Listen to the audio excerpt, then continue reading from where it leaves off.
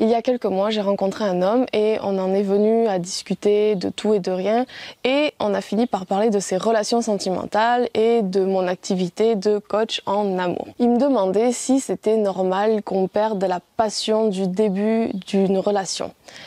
Et il avait l'air super inquiet en fait. Donc ce que je lui ai répondu tout simplement c'est oui. Mais j'ai développé et c'est pour ça que je décide de t'en faire une vidéo aujourd'hui pour faire la distinction entre passion et amour. Je vais commencer par te parler de la passion, de cette flamme qu'on a au début d'une relation, de ce truc qui fait que vraiment il n'y a plus rien d'autre qui compte à part être avec la personne.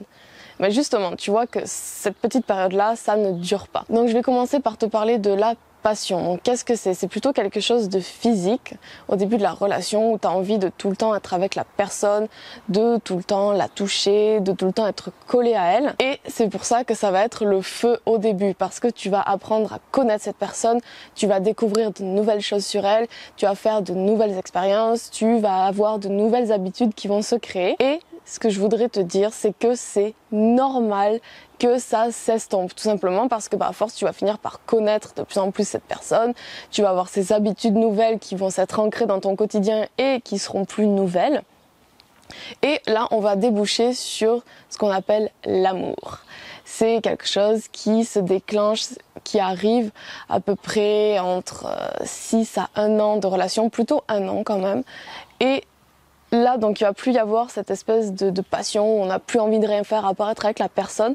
Mais c'est à ce moment-là où ça va être un petit peu en fait décisif et on va voir si on est vraiment faite pour être sur du long terme avec cet homme-là. Donc à partir de ce moment-là où la passion pas s'éteint mais diminue, tu vas pouvoir vraiment te rendre compte. Est-ce que tu aimes les qualités et les défauts de cet homme?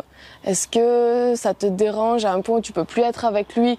Toutes les petites manies qu'il a, le fait qu'il ramasse pas tout le temps ses chaussettes ou qu'il les pose juste à côté du panier de linge sale. Dis-moi en commentaire d'ailleurs si ton homme met ses chaussettes vraiment à côté du panier à linge. Donc après la passion, la période de l'amour, ça va vraiment être stressant parce qu'on va penser qu'on est en train de plus être amoureux de la personne alors qu'en fait justement c'est l'inverse. C'est là où tu vas vraiment apprendre à l'aimer dans ses côtés positifs mais aussi dans ses côtés négatifs. Là où tu vas vraiment apprendre à la connaître en profondeur, à parler des vrais sujets. J'espère que je t'ai aidé à maintenant un petit peu plus facilement faire la distinction entre la passion du début et l'amour qui vient après. Si t'as aimé la vidéo, je t'invite à t'abonner à la chaîne, à activer les notifications pour louper aucune des prochaines vidéos et je te souhaite une excellente journée. Ciao ciao!